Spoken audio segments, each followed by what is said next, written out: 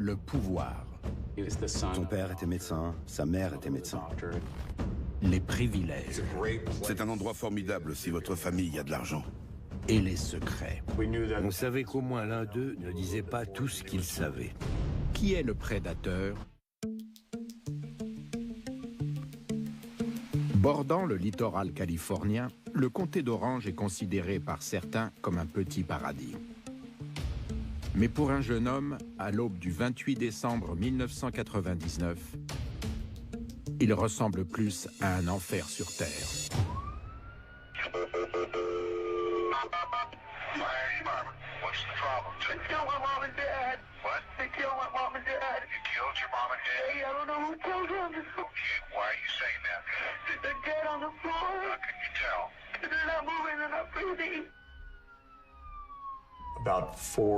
Vers 4h30 du matin, le service d'appel d'urgence nous a signalé des personnes à terre, certainement mortes dans une maison.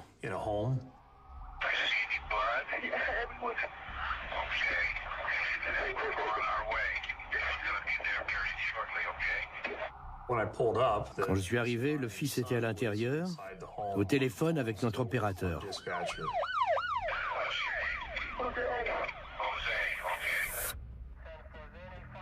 Le fils en question s'appelle José Narella Jr.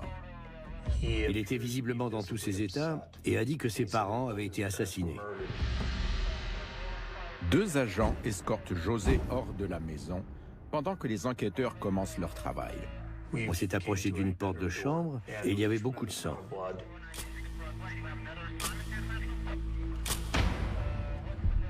À l'intérieur, j'ai vu 2 corps sans vie. Les victimes sont José Narella Senior, 42 ans, et sa femme Elena, 46 ans. Elena Narella était couchée sur le dos, avec les mains comme ça. Elle avait les yeux grands ouverts. J'ai vu qu'elle ne respirait plus. Monsieur Narella était couché à plat ventre. Les policiers ont décrit la scène du crime comme l'une des plus horribles des 2 dernières décennies. Si la cause du décès est rapidement déterminée, beaucoup de questions restent en suspens. Ils avaient de nombreuses plaies ouvertes très importantes et des lésions physiques épouvantables. L'arme du crime était visiblement un outil tranchant, mais à ce stade, impossible de savoir si c'était un couteau, une hachette ou un poignard.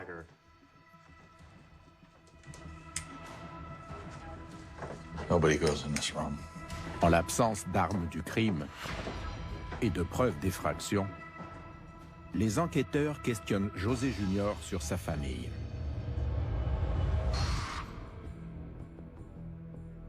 Ils avaient migré depuis le Mexique. C'étaient des parents aimants.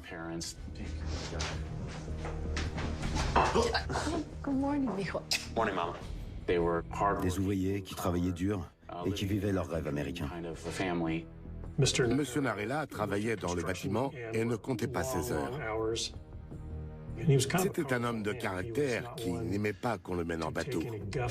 Surtout pas son fils. Did you study hard for your physics test last night? Yes, Papa. Comme tous les parents, ils veulent offrir la meilleure vie possible à leur fils. Ces études font partie de leurs priorités. Même s'ils n'étaient pas riches, en comparaison à d'autres familles de la région, ils ont pu réunir assez d'argent pour envoyer leur fils dans l'une des meilleures écoles privées de l'État. José Junior est en terminale au lycée Mater Dei, un établissement privé catholique prestigieux de Santa Ana, fréquenté par les enfants des familles les plus aisées du comté d'Orange, et où il peut être difficile de s'intégrer.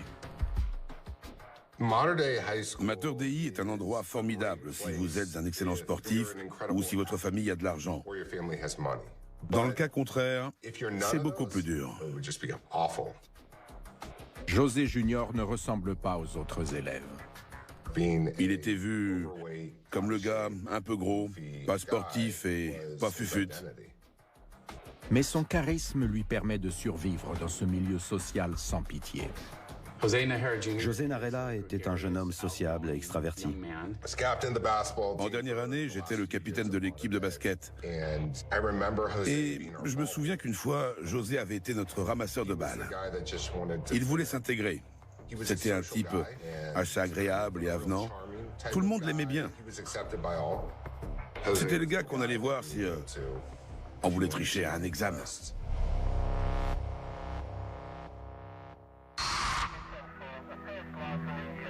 Sur les lieux du drame, les enquêteurs continuent d'interroger le fils des victimes. Quand je suis allé lui parler, il m'a dit qu'il s'en voulait.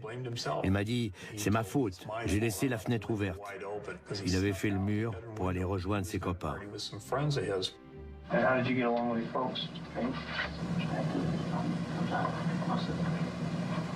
But at the same time, they were still telling you when you had to be home.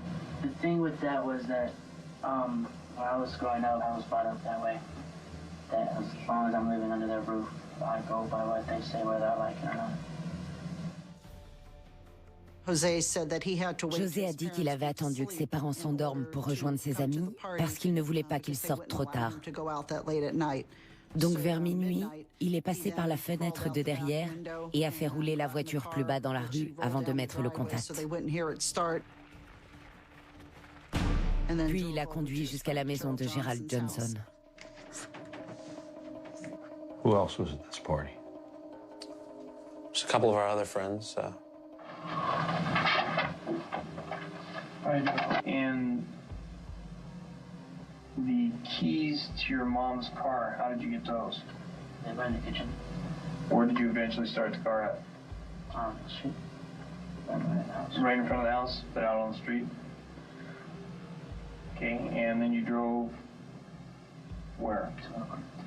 Okay, you're supposed to meet who on Sunday? Vince Torres and Brian Smith. And Brian Smith? Yes. And also, they also modern day grads? Yes, sir.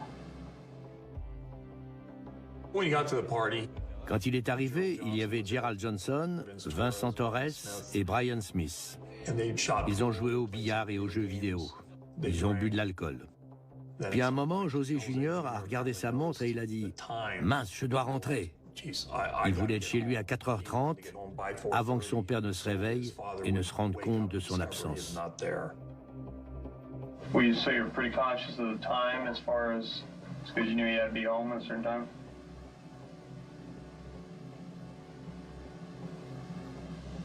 At this point, I was. Because your dad normally wakes up about 4:30, quarter to 5. Okay, so you got home. And how did you get the car back without making much noise? I just parked it. Il est passé par la fenêtre de sa chambre pour ne pas réveiller ses parents. When he arrived home, À son retour, il a vu que la lumière de sa chambre était éteinte, alors qu'il l'avait laissée allumée. so he thought, oh. Il s'est dit « C'est pas vrai, ils se sont levés en pleine nuit ». He said, Il a dit qu'il avait eu peur d'avoir été démasqué. but then Puis, il a remarqué des traces de sang sur l'encadrement de la fenêtre et a vu que sa porte de chambre était ouverte. Il est alors allé dans le couloir jusqu'à la chambre dans laquelle dormait son père. Et c'est là qu'il a vu le corps de ses parents. They got in, I was like, Mom, Dad, Mom. No answer. I went outside of my room. My mom's room door was open. She wasn't there. Your mom's room was open? Yeah, she was not there. As I walked through the hallway.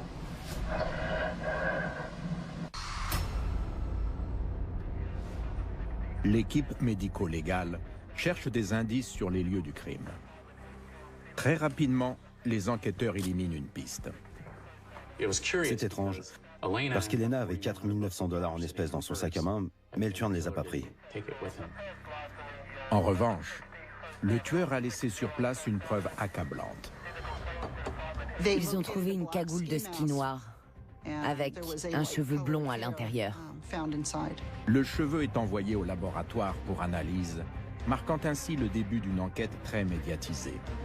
Mais il faudra attendre des années pour découvrir une vérité qui dépassera même les imaginations les plus fertiles.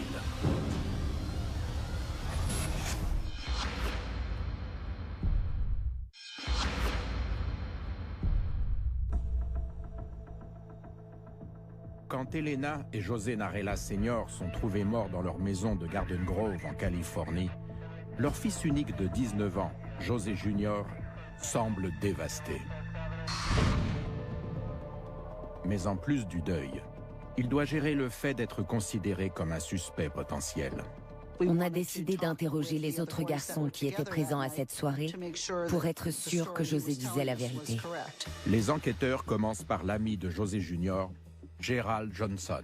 Gerald était le meilleur ami de José Jr. et ils étaient très proches. Gerald Johnson vivait avec ses parents dans un quartier huppé du comté d'Orange. Gerald était très privilégié, alors que José était issu d'une famille modeste. Il ne vivait pas dans le même luxe que Gerald. Gerald confirme que José était avec lui. Il a dit qu'ils avaient passé la soirée ensemble, à faire la fête, que les parents de José étaient des gens bien et qu'il était sous le choc. La police interroge les deux autres personnes présentes chez Gerald la nuit précédente, Brian Smith et Vincent Torres. Vincent et Brian ont confirmé la présence de José dans la maison de Gerald. Les enquêteurs interrogent ensuite un voisin et ami des Narella, Grady Owen, alors âgé de 17 ans. Il leur révèle avoir vu quelque chose vers 3 heures du matin, un peu plus d'une heure avant le présumé retour de José Jr. Grady a vu qu'une voiture se garait dans l'allée des Narella et que la lumière était allumée dans la chambre de José. Alors il l'a appelé. Quand José décroche, il est chez Gerald. Au téléphone, José lui a dit « C'est l'ami de mon père qui vient chercher notre voiture en panne. Donc ne t'inquiète pas pour ça. » Rassuré, Grady rentre chez lui avant d'avoir vu qui conduisait la petite voiture. Mais il raconte ensuite aux inspecteurs avoir vu quelque chose d'étrange dans la chambre de José Jr. quelques semaines auparavant. Wow! Il avait beaucoup de billets. Alors Grady lui a demandé d'où ça venait. Et José lui a dit qu'il était informateur pour le FBI. José aimait bien inventer des histoires pour paraître plus important qu'il ne l'était. Grady pensait que José voulait simplement l'impressionner. Mais ce comportement mensonger ne manque pas d'attirer l'attention des enquêteurs. Il était prêt à mentir pour obtenir ce qu'il voulait.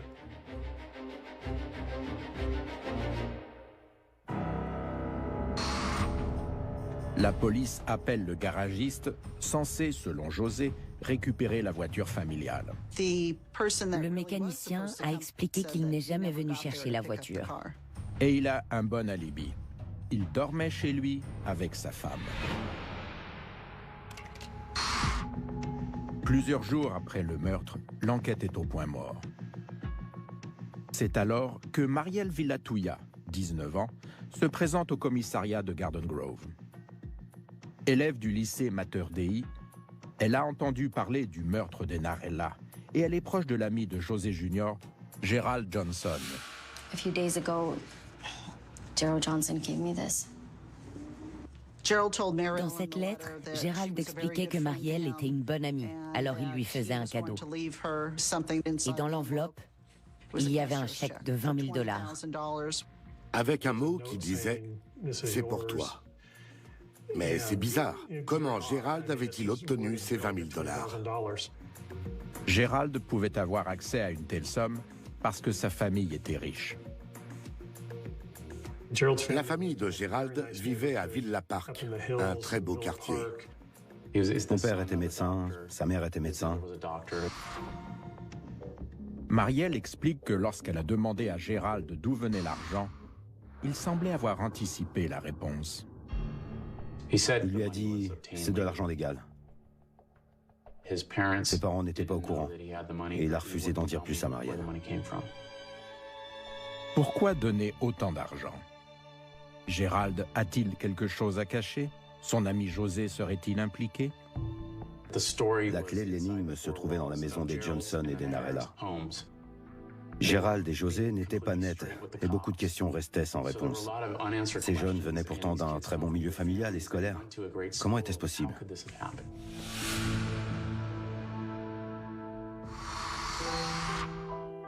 De prime abord, Gerald Johnson a tout pour faire partie des élèves les plus populaires du lycée.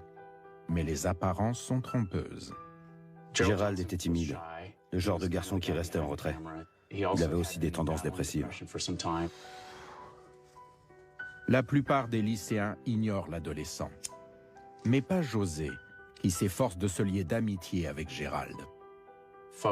Les autres ont trouvé ça intéressant de les voir traîner ensemble.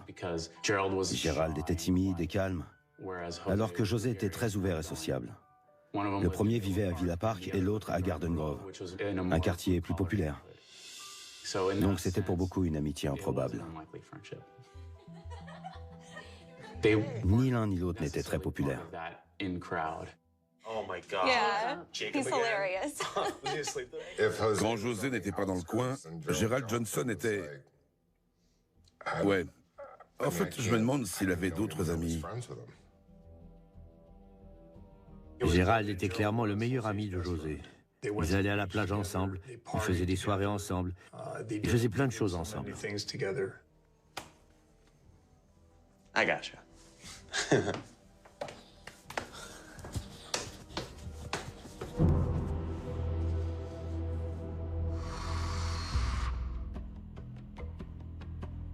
Le jour de la Saint-Sylvestre, 3 jours après le meurtre, Gerald Johnson se rend dans les locaux de la police, apparemment en mission.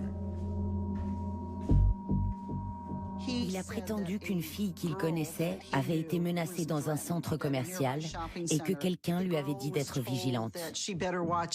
Il voulait nous en parler parce qu'il pensait que ça pouvait avoir un rapport avec l'homicide des Narella. On aurait presque dit qu'il voulait savoir ce qu'on avait trouvé sur cette affaire. Les policiers ne dévoilent rien, mais posent au jeune homme une question à laquelle il ne s'attendait pas. Quand on lui a parlé des $20 000, Gerald Johnson nous a dit qu'il les avait eus de son grand-père. En attendant de vérifier cette information, les enquêteurs lui demandent un service. On savait qu'il y avait un cheveu blond dans la cagoule de ski, et sur les 4 garçons qui étaient ensemble cette nuit-là, Gerald était le seul blond. On lui a demandé de faire une analyse ADN et il a accepté.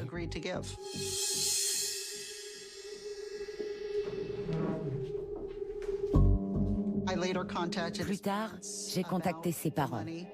Ils ignoraient qu'il avait reçu $20 000 et ne pensaient pas que son grand-père lui aurait donné une telle somme. En apprenant la nouvelle, les inspecteurs veulent à nouveau convoquer Gerald Johnson. Mais il y a un problème. Après le prélèvement génétique, Gerald a disparu. Il a pris une suite dans un très bel hôtel et a écrit une lettre de suicide à ses parents. Puis il a commandé un filet mignon et avait prévu de se tuer après le repas. Les enquêteurs n'imaginent pas que le lycéen prépare un acte aussi extrême. Ils savent seulement que leur suspect principal a disparu et que s'ils ne le retrouvent pas, le meurtre des Narella restera un mythe. Après le double meurtre de José Narella Sr. et de sa femme Elena, les habitants de Garden Grove sont sous le choc. Ce double homicide a secoué la communauté, notamment parce que des jeunes d'un lycée prestigieux étaient impliqués dans ce crime médiatisé. 5 jours après le meurtre, les enquêteurs se concentrent sur le meilleur ami du fils des victimes, Gerald Johnson, âgé de 19 ans. Selon toute vraisemblance, il se doutait qu'il allait être confondu et déclaré coupable des meurtres. Alors il a songé au suicide. Mais il n'a pas mis fin à ses jours. Il a fini en psychiatrie. Même si Gerald a déjà connu des dépressions, cette crise semble trop proche du crime pour n'être qu'une coïncidence. On a obtenu un mandat de perquisition pour fouiller la maison des Johnson. Et dans la salle de bain située près du garage, on a trouvé une petite tache de sang. L'équipe médico-légale est venue faire des prélèvements. Et l'analyse génétique du sang a révélé que c'était celui des Narella. Comment le sang des victimes est-il arrivé dans la douche de Gerald? Les derniers doutes sont effacés avec les résultats de l'analyse ADN de la cagoule trouvée sur les lieux du crime.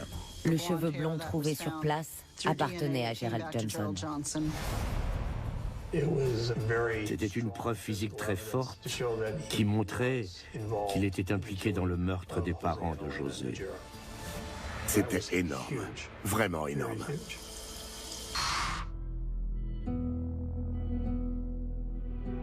Après 2 semaines d'enquête, Gerald Johnson est arrêté pour le meurtre d'Elena et José Narella Sr. Il était au centre psychiatrique quand on l'a arrêté. Mais l'adolescent clame son innocence. Les parents de Gerald ont très mal vécu la chose. Madame Johnson ne pensait pas son fils capable de commettre un acte aussi atroce et de tuer quelqu'un en pleine nuit avec un grand couteau tranchant. Got some news for you. We've arrested somebody involved in the case. And you have any idea who it might be? It's about Gerald. Excuse me? It's Gerald. Johnson? Mm-hmm. Why? Because he's killed your mom and dad. José Junior a dit que Gerald était son meilleur ami, comme son frère, et qu'il ne pouvait pas croire qu'il puisse être impliqué dans cette affaire. Par manque de preuves, les enquêteurs ne peuvent arrêter personne d'autre et se concentrent alors sur une question précise. Pourquoi Gerald voulait-il que les parents de son meilleur ami meurent?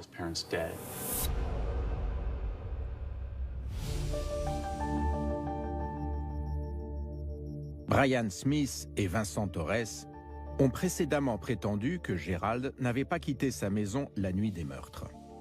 La police leur donne l'occasion de revoir leur version des faits. Ils les ont mis ensemble dans la même pièce et les ont enregistrés. Il y avait un mouchard dans la salle ainsi qu'une caméra cachée.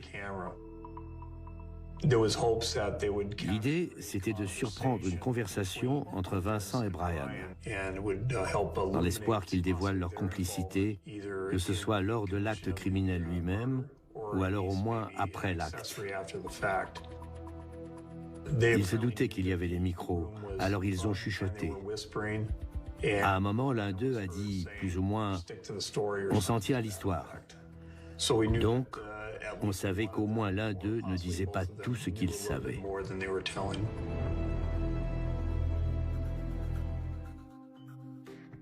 Sous la pression imposée par les enquêteurs, finalement, Vincent Torres finit par céder. Vincent est revenu sur ses propos. Il a admis qu'il savait que Gerald s'était absenté de chez lui pendant un certain laps de temps cette nuit-là. Il était apparemment parti courir. Pourquoi avait-il fait un jogging à 3 heures du matin? C'était étrange. Dans une autre salle, la police interroge pour la 2e fois José Junior, le fils des victimes. On sentait qu'il avait quelque chose à voir avec ça. Sinon, pourquoi son ami irait tuer ses parents chez eux? Ça ne tenait pas debout. Soudain, José Junior se souvient lui aussi que Gerald est parti cette nuit-là, mais raconte une histoire bien différente de celle de Vincent. Il a dit que Gerald et Vincent étaient allés chercher de quoi grignoter dans la voiture de Brian, qu'ils étaient allés dans les canyons, puis à la banque. On a eu plusieurs versions de ce qui s'était passé cette nuit-là.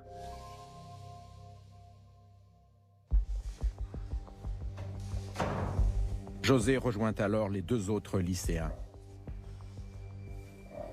Si Brian reste silencieux, ce n'est pas le cas de Vincent. Vincent a dit qu'il se sentait mal et s'est excusé d'avoir donné cette information aux inspecteurs. Après avoir menti à la police, Les trois amis sont maintenant tous des suspects. Les enquêteurs ont senti qu'au moins un des trois garçons cachait quelque chose. S'ils sont innocents, pourquoi ne pas avoir dit « Gérald est parti courir » ? S'ils sont innocents, où est le problème? Mais s'ils savent qu'il a tué quelqu'un et qu'ils ne veulent pas que la police le sache, ils doivent mentir. Mais les jeunes clament toujours leur innocence. Vincent a dit qu'il avait dormi 4 heures quand la police est arrivée. Et que, comme il avait la gueule de bois, il avait répondu aux questions sans avoir les idées claires. Les lycéens, y compris José Junior, tentent clairement de protéger Gérald. Mais ne cherchent-ils pas aussi à cacher leur propre rôle dans le meurtre de Narella? On a perquisitionné la maison de Brian Smith et Vincent Torres et fouillé leur voiture. Dans celle de Brian, on a découvert du sang. Et ce sang était celui du père, José Narella Sr. Les enquêteurs ont conclu que Gérald a utilisé la voiture de Brian pour aller chez les Narella, mais ne peuvent prouver qu'il était accompagné.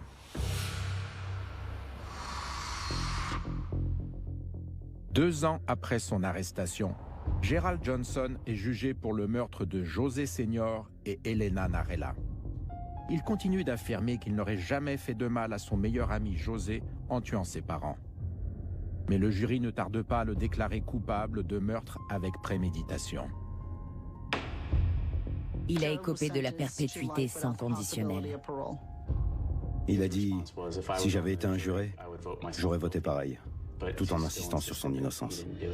Malgré son issue, le procès ne répond pas à la question « Pourquoi ?» Je ne comprends pas pourquoi Gérald a refusé de donner des informations. Il y a quelque chose qui cloche. Tuer les parents d'un ami, des gens qu'il connaissait? Quelqu'un détient forcément la pièce manquante du puzzle. Ces 4 garçons passaient la nuit ensemble. Gérald est parti et revenu. Que faisait-il? L'un d'eux connaît la réponse. Mais pour l'instant, personne ne parle. Même si la police n'a jamais dit « on a 4 suspects » ou 2 suspects, ils se doutaient clairement que Gérald n'avait pas agi seul. Mais lorsqu'ils apprennent que José Narella Jr. a coupé les ponts avec son meilleur ami, les enquêteurs sont déstabilisés. En prison, Gérald a tenté d'appeler José. Mais ce dernier lui a raccroché au nez. Gérald l'a très mal vécu.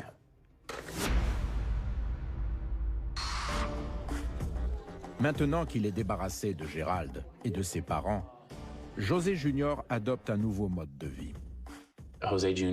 C'était l'unique héritier de l'ensemble du patrimoine familial, à savoir l'argent qu'ils avaient déposé dans un coffre, la maison et le reste.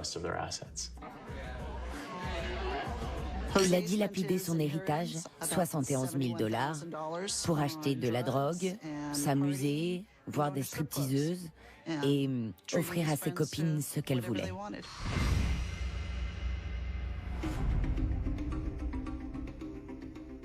En mai 2002, les enquêteurs imaginent un nouveau plan pour faire parler José et ses amis. On a obtenu des mandats d'arrêt pour Brian Smith, Vincent Torres et José Narella Jr. pour leur implication dans l'affaire. Ils ont été arrêtés et le procureur nous a aussi accordé le droit de placer un système d'écoute dans une cellule. Les 3 hommes sont enfermés dans la même cellule. Tout un week-end, on a enregistré leurs conversations. Mais c'est un échec. Ils ne se sont rien dit. Ils n'ont pas ouvert la bouche. Sans aucune preuve pour étayer leur thèse, les enquêteurs doivent abandonner les charges criminelles contre les suspects. Le procureur a considéré que les preuves n'étaient pas suffisantes pour aller plus loin. Les 3 amis sont libérés. Et à la fin de l'année 2002, l'enquête sur le double homicide d'Elena et José Narella Sr. s'enlise à nouveau.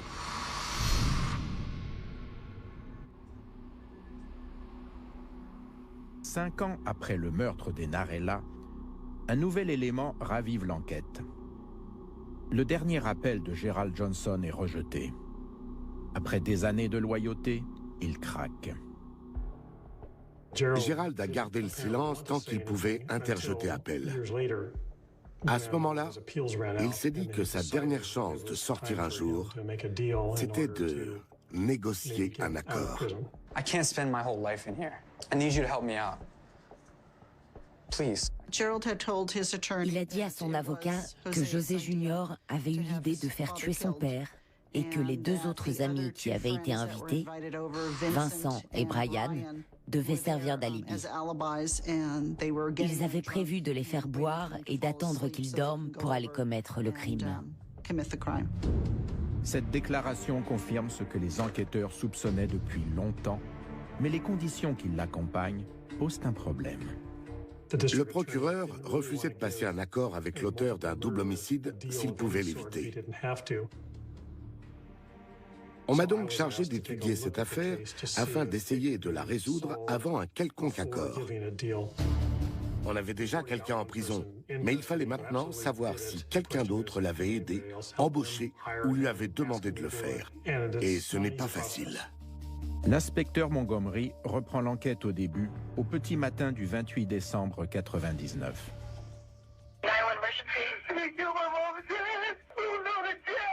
Il écoute l'appel désespéré du fils des victimes, en quête du moindre indice. Et un détail l'interpelle. Quand il a vu ses parents morts, il n'est pas parti en courant. Alors que le meurtrier pouvait être caché derrière lui, il n'a pas couru chercher des voisins ou même appelé depuis l'extérieur. Pourquoi José n'a pas eu peur du tueur? Ce n'est pas le comportement d'un innocent qui ignore l'identité du tueur. Un innocent se dirait que l'assassin peut le poignarder à tout instant. Larry Montgomery étudie ensuite la déposition prise par l'inspecteur Harry la nuit du meurtre. José lui a dit qu'il était sorti discrètement et qu'il avait poussé sa voiture dans la rue pour ne pas réveiller ses parents.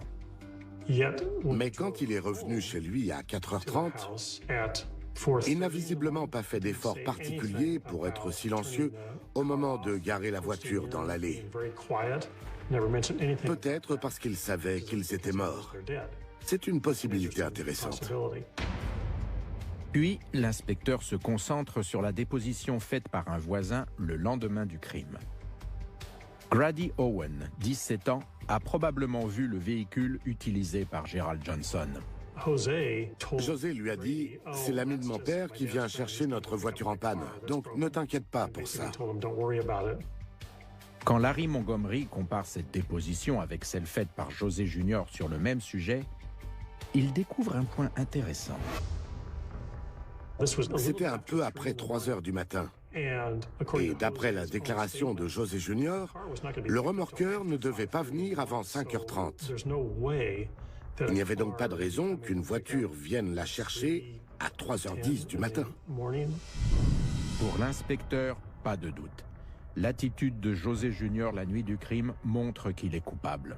S'il était innocent, il aurait dû s'inquiéter de savoir que quelqu'un s'était garé sur son allée en pleine nuit, sachant que ce n'était pas le garagiste.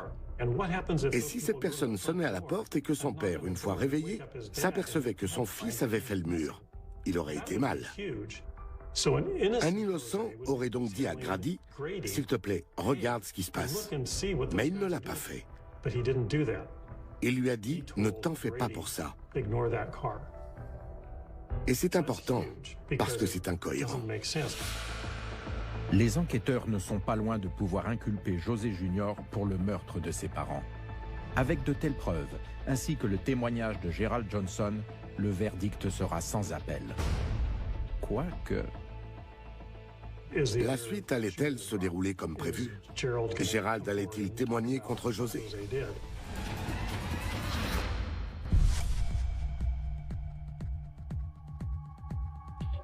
8 ans après le meurtre de ses parents, les enquêteurs pensent enfin pouvoir prouver que José Narella Jr., 27 ans, a été le cerveau du complot.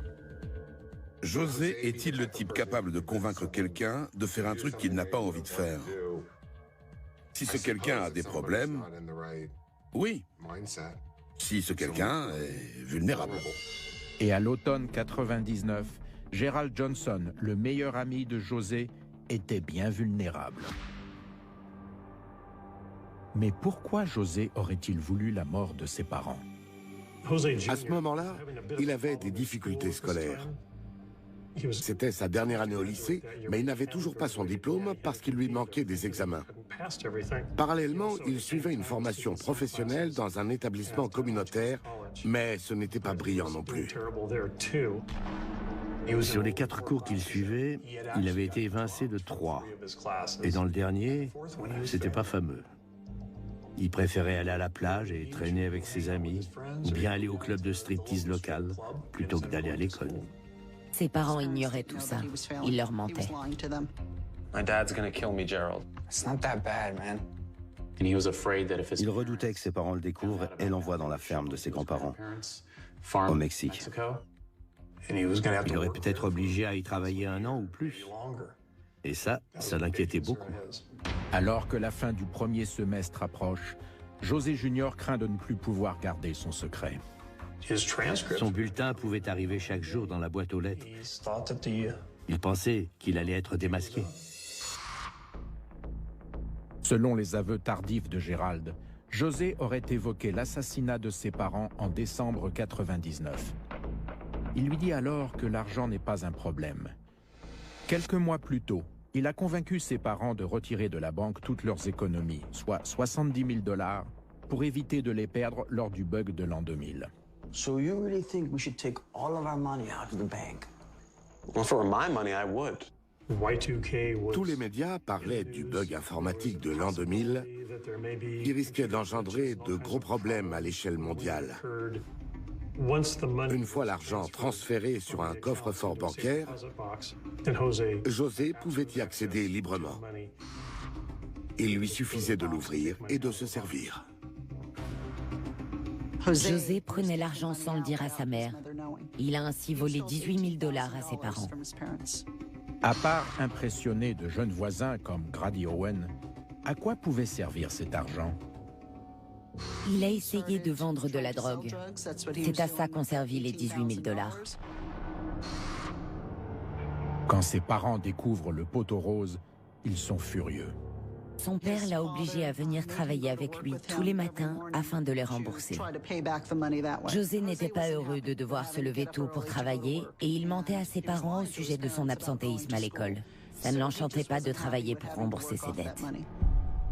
À la mi-décembre 1999, José veut à tout prix se sortir de cette situation. Le père de José était très en colère. Vraiment. Il est donc probable que José Junior ait souhaité la mort de son père. Sa mère, il pouvait l'amadouer, mais pas son père. Maintenant que son ex-ami est en garde à vue, Gérald accepte de raconter les derniers détails du plan diabolique de José. Gérald devait tuer José Senior dans son sommeil d'un coup de couteau dans le dos, puis partir. Mais comme l'explique Gérald, la victime s'est débattue. José Senior a dû faire du bruit et crier, ce qui a réveillé la mère qui est venue tout de suite dans la chambre. À ce moment-là, la cagoule avait déjà été arrachée. Et comme Gérald était démasqué, il ne pouvait pas la laisser vivre. Je pense qu'il l'a alors tuée pour éviter d'être identifié. Quand Gérald est rentré chez lui, il a dû expliquer à José qu'il y a eu un problème. Il a dit à son ami qu'il avait tué sa mère, chose qu'il ne souhaitait certainement pas faire et que José n'aurait pas voulu qu'il fasse. À partir de là, ils ont dû réfléchir à ce qu'ils allaient faire. À la grande surprise de Gérald, le procureur décide de se passer de son témoignage lors du procès de José Narella Jr. Gérald n'aura aucune remise de peine. Gérald a compris qu'il n'obtiendrait jamais de libération conditionnelle. Et peu de temps après cette information, il s'est suicidé en prison.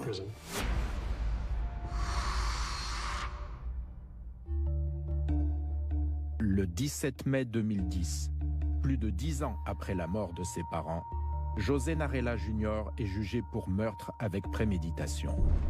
Il plaide non coupable, mais le jury ne le croit pas. Le jeune homme de 29 ans est déclaré coupable et condamné à la réclusion à perpétuité sans possibilité de libération conditionnelle. José était un manipulateur. Il a fait bonne figure, mais c'était du pipeau. Et finalement, il a été pris à son propre jeu.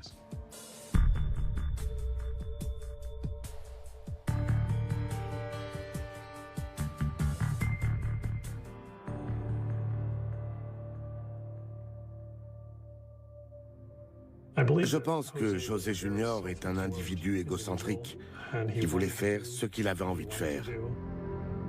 Il se fichait de ce que ses parents voulaient pour lui, et quand il a vu un mode de vie auquel il n'avait pas été habitué, il a été tenté, au point d'être prêt à tuer ses propres parents.